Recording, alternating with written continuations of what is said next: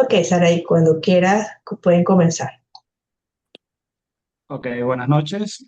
En esta oportunidad, la doctora Laya, Fellowship de Oftalmología Pediátrica y Estrabismo del Hospital Domingo Luciani, y quien les habla, el doctor José Olivar, Fellowship de Retina y Vitrio del Hospital Pérez Carreño. Vamos a conversar un poco sobre la retinopatía de la prematuridad, en este caso, puntualmente sobre la clasificación internacional de esta enfermedad. Esta patología, que no es solo una de las principales causas de ceguera infantil prevenible a nivel mundial, sino que representa un verdadero desafío de sincronización clínica entre lo que serían las unidades de neonatología y nuestro servicio de oftalmología.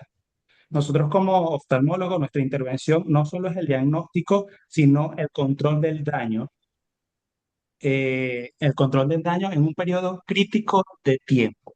Entonces la podemos definir como una enfermedad inflamatoria compleja y dinámica, potencialmente grave y que puede conducir a la ceguera, donde cursa con un desorden proliferativo de la retina inmadura postnatal exclusivamente en pacientes prematuros. Es de etiología multifactorial caracterizada por presentar isquemia local con neovascularización retiniana posterior. Eh,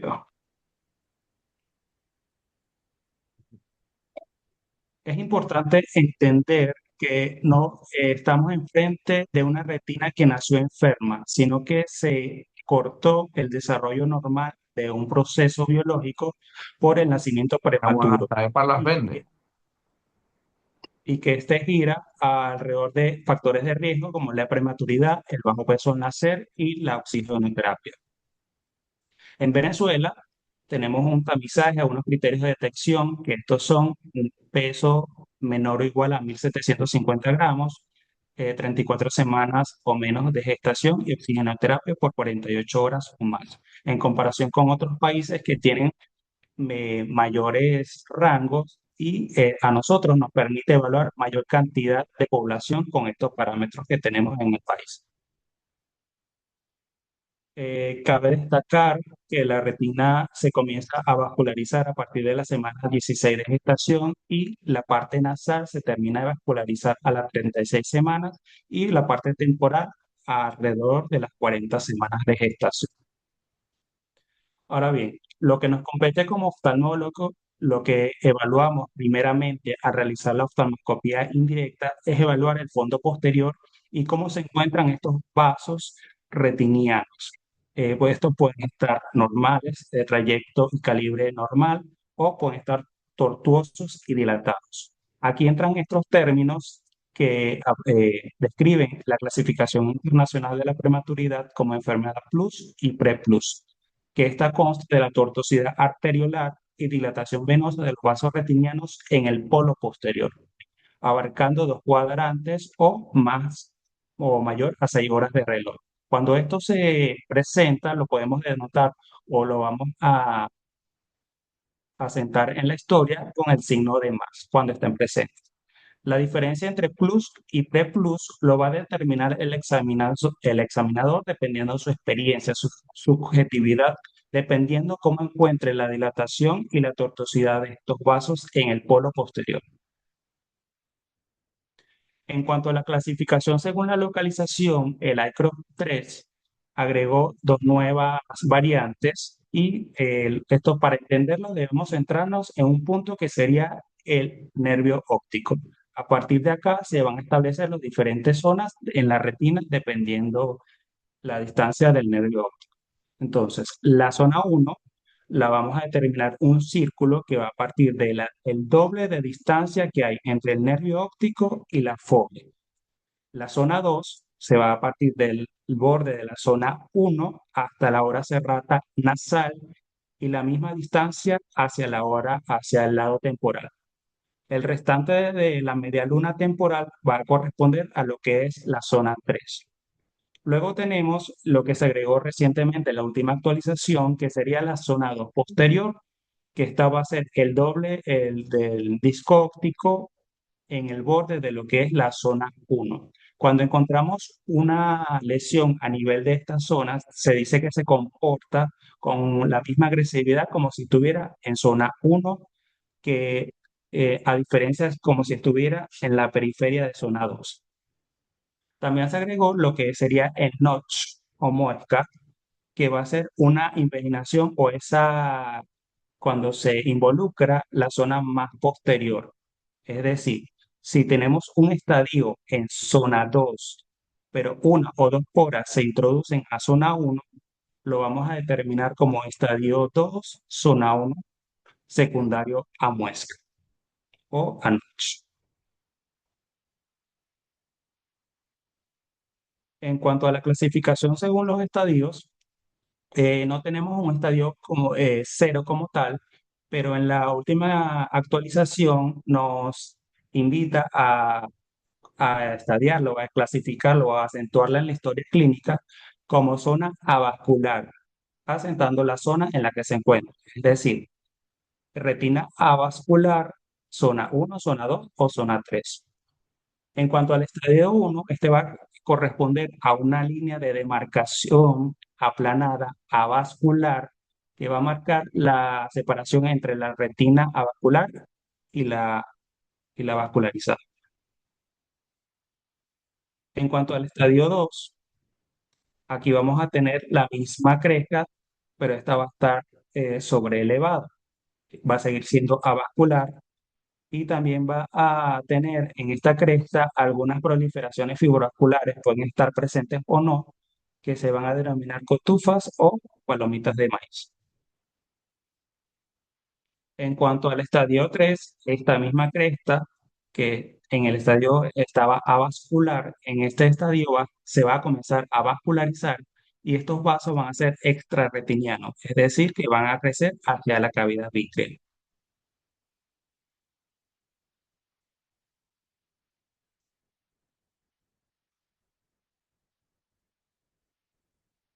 La enfermedad aguda y su regresión no siempre van a estar claramente demarcadas. Esto es evidente cuando sucede el desprendimiento de retina, donde ambas pueden ocurrir simultáneamente.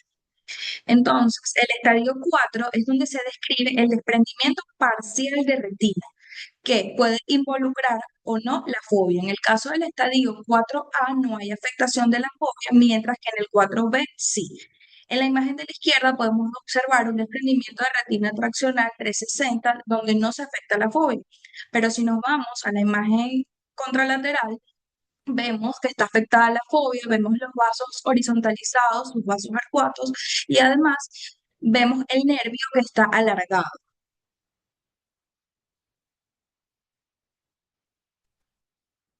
Ahora, ¿cuáles son estas características clínicas del desprendimiento de retina en el estadio 4? Entonces, hay pérdida de los detalles finos de la vasculatura coroidea o del EPR, apariencia de vidrio esmerilado con relación a la retina adyacente adherida, incluso se pueden presentar ambos, ectopia macular y enderezamiento de los vasos de las arcadas, que esto representa tracción periférica. El desprendimiento de retina en este estadio 4 bien puede ser exudativo o traccional. Se puede presentar en ojos tratados y no tratados y va a depender de los vectores de tracción y si hay presencia o no de exudación. Cuando nos referimos o cuando describimos el tipo exudativo, generalmente se puede presentar los días posteriores a tratamiento con láser y este es convexo, localizado y autolimitado. Mientras que el traccional está representado por una organización fibrovascular progresiva y es vitrio y puede estar asociado también a hemorragia subretinal. Vamos a ver ahora unas imágenes de este estadio 4. Tenemos la primera imagen, un estadio 4B con hemorragia subretiniana asociada y exudación lipídica de la mácula. Algo muy interesante que describe este paper es el desprendimiento traccional en volcán. ¿Qué pasa? Esta contracción de la neovascularización, esta neovascularización patológica, forma contracciones que resultan de un desprendimiento organizado en forma de volcán. Muchas veces se puede confundir como un estadio 5, pero la retina periférica que está tratada permanece pegada, entonces sigue siendo, aunque parezca un 5 al examen oftalmológico, como está adherida esta retina periférica, se sigue determinando como un desprendimiento parcial y corresponde de forma correcta a un 4B. El desprendimiento total de retina se designa en la etapa 5 y el comité lo clasifica según la configuración del embudo, el cual puede ser abierto, abierto, abierto anterior y posterior, abierto cerrado, donde solo está abierto anterior, cerrado abierto, donde está cerrado posterior y cerrado anterior y abierto posterior, y cerrado cerrado, donde está cerrado anterior y posteriormente. Cuando la fibrosis es tan extensa que no nos permite evidenciar la magnitud del desprendimiento de retina, es importante que nos apoyemos en ecografía bélica. Además, el comité subcategoriza este estadio 5 en tres estadios más, 5A, B y C.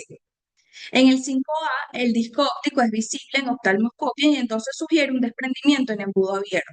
Mientras que en el 5B, el disco óptico no es visible debido a todo este tejido fibrovascular retrolental y sugiere un desprendimiento en embudo cerrado. Aquí vemos entonces una fotografía del segmento anterior donde vemos un estadio 5B del lado izquierdo. No visualizamos el disco óptico ni la retina secundaria, todo el tejido fibrovascular retrolental.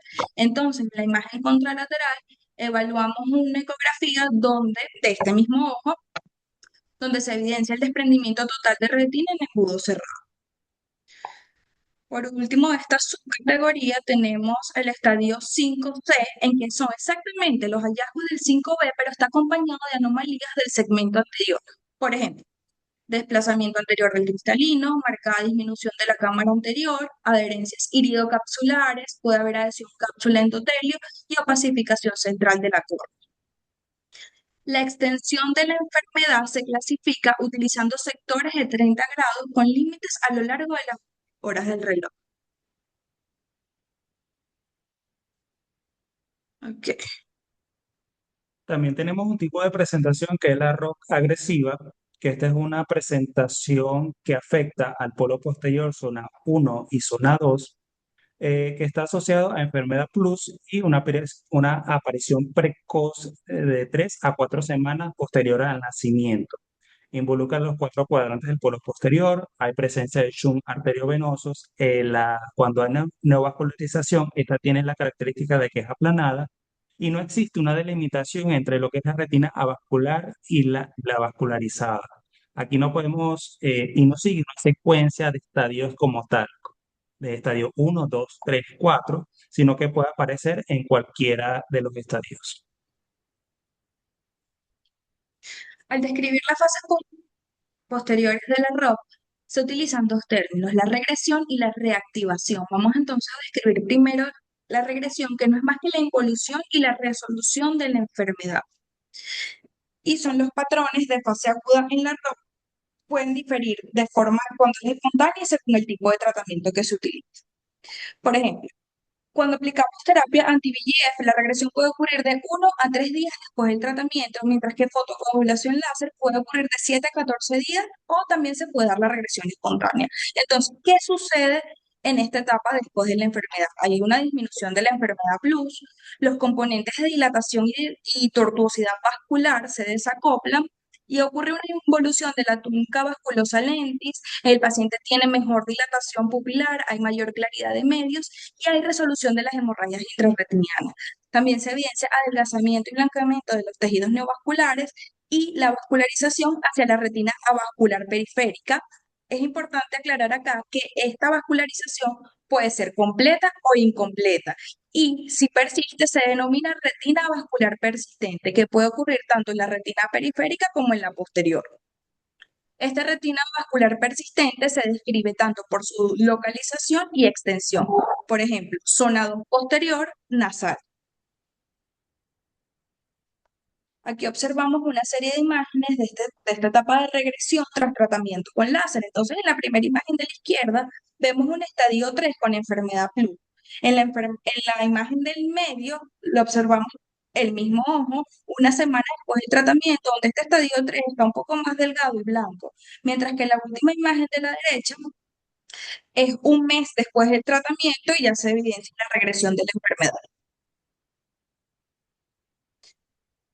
Ahora en la reactivación es la recurrencia de todas estas características que ya describimos en la fase aguda. La reactivación se puede observar con mayor frecuencia después del tratamiento anti-VEGF, y en el paper nos describen los autores que raramente se observa después del tratamiento con fotocoagulación láser. Entonces, ¿qué evidenciamos en la reactivación? Nuevas líneas de demarcación autolimitadas, incluso se puede ver la reactivación de un estadio 3 con enfermedad plus, vuelven los cambios vasculares, dilatación vascular recurrente, tortuosidad, similar a la etapa pre-plus o plus de la fase aguda. Aparecen vasos extrarretinales que son un poco más delicados en comparación a los que aparecieron en la etapa aguda, lo que dificulta su visualización e identificación. Hemorragias alrededor de estos vasos extrarretinales, y los vasos extrarretinales pueden aparecer como una cresta fibrovascular, y esta cresta pudiera progresar a fibrosis, tracción y un desprendimiento traccionado. Generalmente el sitio de reactivación ocurre donde estaba la cresta original, pero también pudiera presentarse en otros lugares dentro de la retina vascularizada.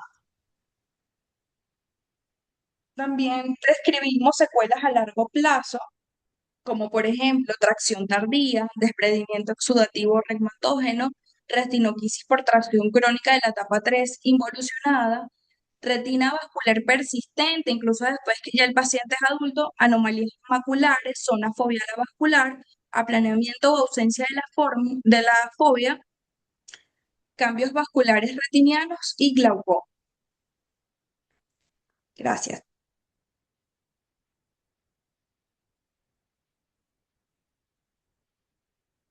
Ok, muy bien, pero yo quiero explicar unas cositas porque no sé si hay neonatólogos aquí y quiero que todos estemos como que claros.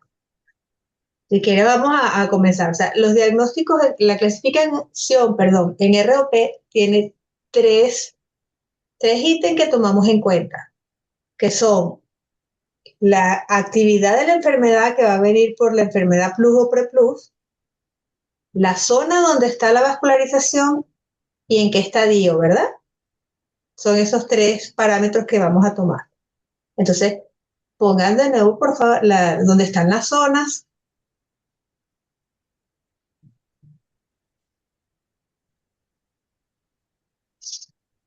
Si quieren, muevan la flechita y explíquenle ahí a las personas dónde está la zona 1, porque cuando estamos hablando de un paciente y describimos zona 1, zona 2 o zona 3, mientras más pequeña es la zona, más grave es. Y al contrario, cuando hablamos de los estadios, mientras más grande es el número del estadio, es peor el pronóstico. ¿Ok? Ok, Y lo de las horas de reloj, o sea, solo para que todos los que no son pediatras, perdón, los que no son oftalmólogos, si están aquí, estemos clarísimos de lo que estamos hablando. ok. La zona uno va a corresponder más que todo a lo que es el polo posterior. Tomamos en cuenta que esto es el nervio óptico y acá sería la fóvea a nivel macular. Entonces, la zona uno va a ser el doble de distancia que hay entre el disco óptico y la fóvea. Este es un círculo que vemos acá. La zona 2 va a corresponder a partir del borde de la zona uno hasta la hora serrata nasal, que estaría de este lado, y la misma distancia que hay acá sería del lado temporal, sería zona 2. La zona 3 va a corresponder a esta media luna restante temporal, y en lo que se añadió en la última actualización va a ser la zona 2 posterior, que es este círculo rayado que ven acá, que van a ser el doble de diámetro de disco a partir del borde de zona 1, Exacto, que es una zona que se comporta tan agresiva como la misma zona 1, como si cuando la estuviese en enfermedad zona está 1, allí. correcto. Ujú. Y Y la zona también se 2 agregó, anterior es menos, se comporta un poquito más como la retina periférica. que sería por este lado.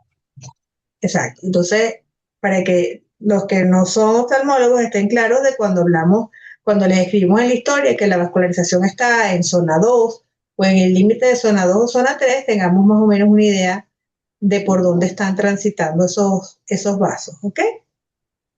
En cuanto a la Este, muesca, eh, ajá, como un ejemplo que les mencioné, que si tenemos un estadio en zona 2, acá donde estoy señalando, pero como 2 horas de reloj que se involucren en zona 1, que se metan para esta zona, lo vamos a denominar o asentar como estadio 2, zona 1, secundario a muesca.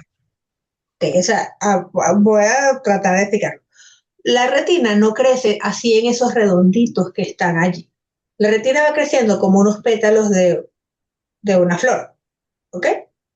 Entonces, en la parte donde se pueden unir los pétalos, queda más cercana hacia el nervio óptico que el borde del pétalo.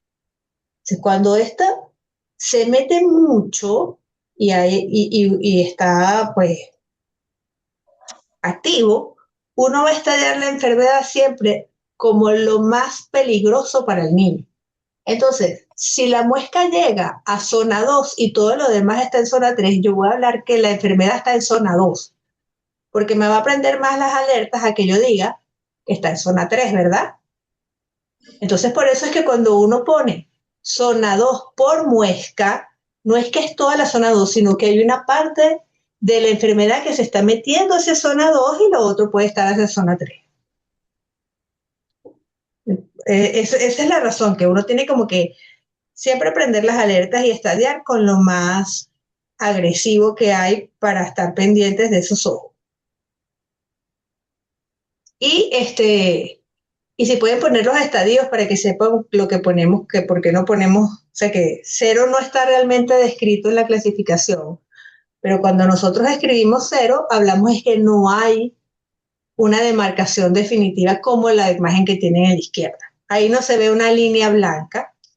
Entonces nosotros lo anotamos en la historia como estadio cero, que realmente eso no existe descrito como tal en la clasificación internacional. Pero lo que queremos decir es que no hay borde y que no hay un límite demarcado de línea blanca como la que está en la derecha entre la retina que está vascularizada y la que no está vascularizada. ¿Ok? Y de ahí para adelante, bueno, estadio 1, 2, 3, 4 y 5, como lo dijeron, y mientras más avanzado el estadio, pues peor. No sé si, y lo otro es, acuérdense, son los 3 parámetros: zona, estadio y si hay presencia o no de plus o preplus, que nos habla de que la enfermedad está activa y puede seguir avanzando o, bueno, podemos seguir observándolo. No sé si tienen dudas, por favor, para que lo aclaremos y estemos todos claros de lo que hablamos, porque así es que hablamos en la consulta y así es que escribimos en las historias y tenemos que saber todo lo que está pasando en el ojo del niño.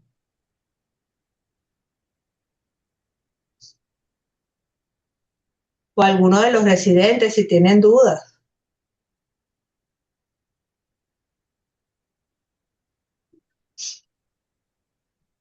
Aparentemente entendido en todo. Yo creo. Si tenemos público, yo no veo quién está. Ajá, ok. La diferencia entre estadio 0 y estadio 1. Pongo otra vez las imágenes, por favor. Bueno, Lo que les quiero decir es que si uno lee este artículo de la clasificación internacional, en ningún momento hablan de estadio 0. ¿Qué pasa? La vascularización va en la retina y se detuvo, pero aún no ha formado un límite de demarcación como una línea blanca como la que ven en la izquierda. Entonces tú ves que vienen los vasos, sencillamente se detienen y hacia la periferia hay una retina avascular, pero no hay línea de demarcación. Entonces, cuando no hay línea de demarcación como la que está en la izquierda, nosotros anotamos cero, porque eso es una red, o sea, no hay una demarcación entre la línea entre la retina vascular y la vascular.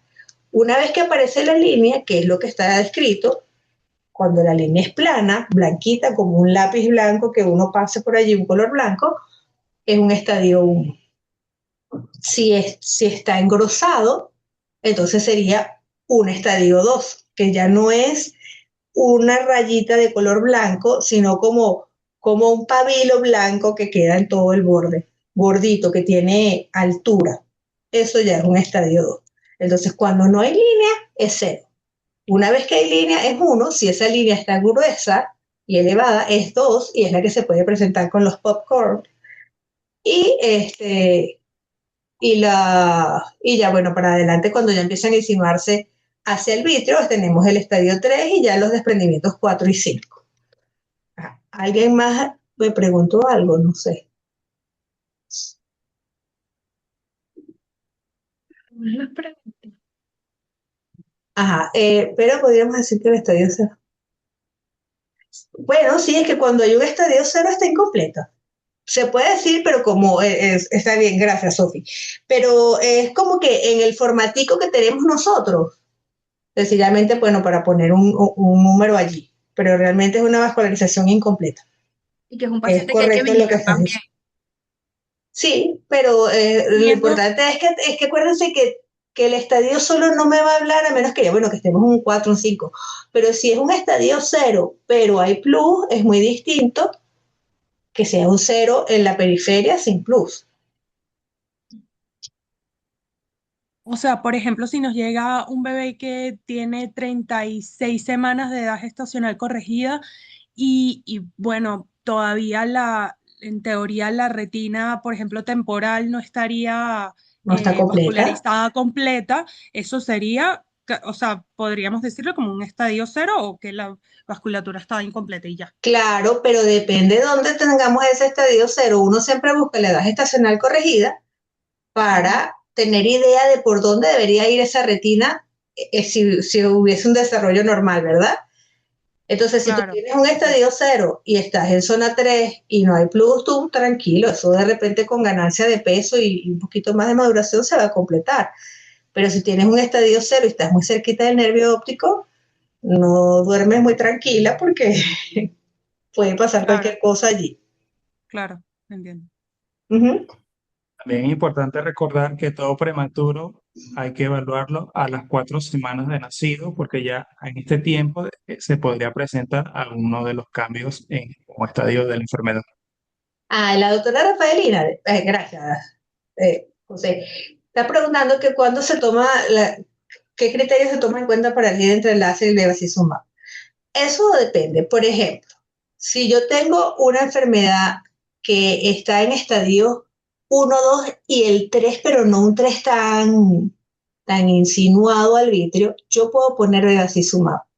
Porque si lo pongo en estadios ya avanzados, un 3 muy insinuado al vitrio, 4 o 5, más bien voy a acelerar el desprendimiento de retina. Y también depende de la zona donde estamos.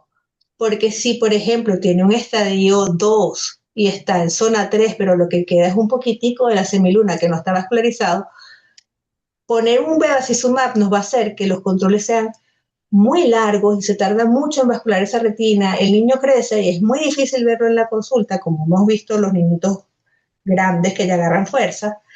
Entonces, uno con un poquito de láser en la periferia ya resuelves eso. Y a veces hay niños que son de domicilio lejano y trasladarse, y la parte económica todo se hace complicado. Pero eso depende del estadio que tengamos y la zona. Si está levantado, no deberías de poner bevacizumab. Si está este, todavía en estadio 1 o 2, pero no termina de vascularizar, o es una retina avascular como la que pusiste, persistente, no puedes dejarla así porque va a producir una isquemia en la edad adulta, entonces tenemos que ponerle láser. Sí, ¿se entendió, Rafaelina?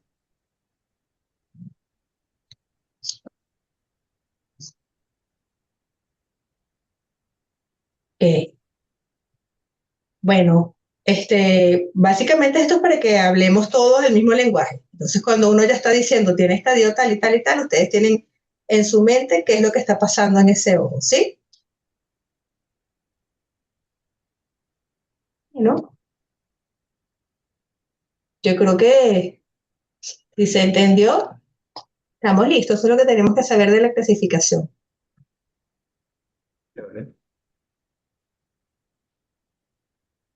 Bueno, entonces voy a parar la grabación. Nos vemos en otro episodio.